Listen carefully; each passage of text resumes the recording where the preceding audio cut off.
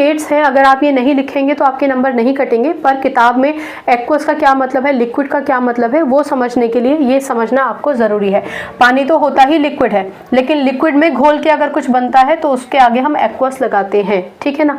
चलिए, अब ये तो हमारा क्लियर हो गया कि भैया कैल्शियम वाटर के साथ रिएक्ट करेगा तो कैल्शियम हाइड्रोक्साइड बनाएगा और हाइड्रोजन गैस लिबरेट होगी। अब दूसरा, why the piece of calcium floats in water. तो ये कहते हैं कि जब आपने कैल्शियम को इस पानी में डाल दिया तो आप ये नोटिस करेंगे कि कैल्शियम का जो टुकड़ा है ना वो पानी में तैर रहा है, इस पानी में तैर रहा है। क्यों? क्योंकि जैसे ही आपने इस टेस्ट ट्यूब में जिसमें पानी था उसमें कैल्शियम का एक टुकड़ा डाला तो हाइड्रोजन गैस तो लिबरेट होती है। तो वो जो हाइड्रोजन गैस होती है ना, वो जो बुलबुले होते हैं हाइड्रोजन के, वो इस कैल्शियम के टुकड़े को ट्रैप कर लेते हैं। दोबारा से सुनिए, जो पानी के बुलबुले हैं वो इस कैल्शियम के टुकड़े को ट्रैप कर लेंगे। Bubbles of hydrogen formed during the reaction stick to the surface. Stick to the surface, stick to the surface मतलब उस कैल्शियम से चिपक जाते हैं, यानी ट्रैप कर लेते हैं। और क्योंकि हाइड्रोजन गैस तो अपवर्ड मूव करती है, ऊपर की तरफ मूव करती है ना, हाइड्रोजन गैस लिबरेट हो रही है, ऊपर की तरफ मूव कर रही है। क्योंकि ये ऊपर की तरफ मूव करती है इसलिए ये कैल्शियम को फ्लोटिंग रखती है, ऊपर की तरफ फ्लोटिंग रखती है।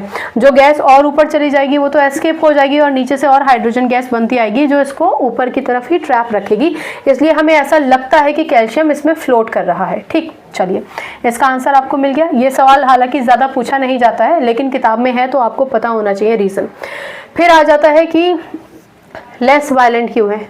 क्योंकि भैया कैल्शियम यहाँ है, पहले के है, फिर Na है, फिर Ca है, यानी कैल्शियम रिएक्टिविटी सीरीज में जैसे जैसे हम नीचे जाते जाते हैं रिएक्टिविटी जो विग्रेसिटी है रिएक्शन की वो कम होती जाती है। ये हाईली रिएक्टिव था, ये वेरी वेरी रिएक्टिव था, ये रिएक्टिव है, वेरी रिएक्टिव है, फिर इसके नीचे रिएक्टिव और रिएक्टिविटी कम होती चली जाएगी।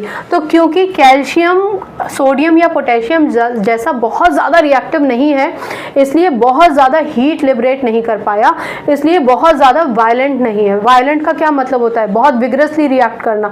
जैसे पोटेशियम के केस में तो कई बार टेस्ट ट्यूब भी टूट जाएगा, हम वो रिएक्शन करते ही नहीं है लेबोरेटरी में। सोडियम के केस में हीट लिबरेट होती है, हमें महसूस हो रही है, पॉप साउंड भी आ गया जब हमने बर्निंग मैस्टिक लेकर आए हाइड्रोजन के पास तो एक्सप्लोड हो गया।